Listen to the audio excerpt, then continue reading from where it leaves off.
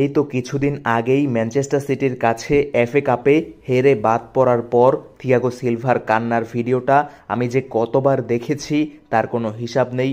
কতটা খারাপ লেগেছে সেটাও বোঝানো অসম্ভব।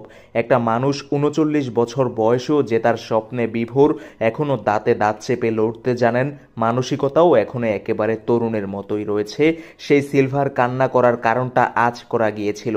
গতকাল নিশ্চিত হয়ে গিয়েছি যে এই মৌসুম শেষে চেলসি ছাড়ছেন তিনি। আর চেলসির জার্সিতে গত ২ বছর ধরে কোনো ট্রফি না জিততে পারার দুঃখেই কেঁদেছিলেন সিলভার জন্য যথেষ্ট খারাপই লাগলো।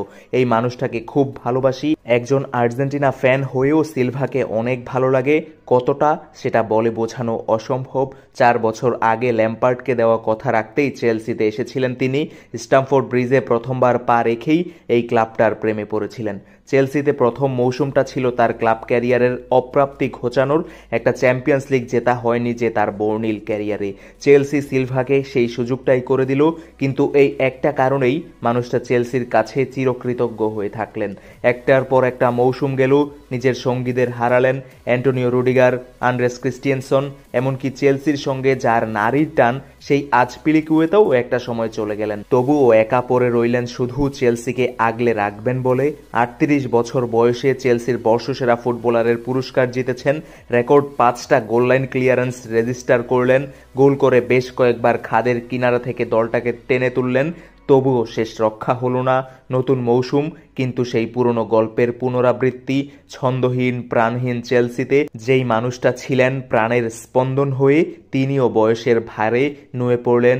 চেলসির উপরই ছেড়ে দিলেন নিজের ভাগ্য। চেলসি তার সঙ্গে সম্পর্কটা আর দীর্ঘায়িত করতে রাজি হলো না। তাই যেতে দিতে না চেয়েও বিদায় দিতেই হবে। এই বিদায়টা ভিন্ন রকমের। একটা মানুষ নিজের ক্যারিয়ারের শেষ পর্যায়ে এসে এভাবে একটা ক্লাবকে আপন করে নিয়েছে, নিজের ক্যারিয়ারের সেরা সিদ্ধান্ত বলে সপাটে বলেছে। এটা ভাবতেই কেমন একটা গর্ববোধ হয় নিজের মনের ভেতর।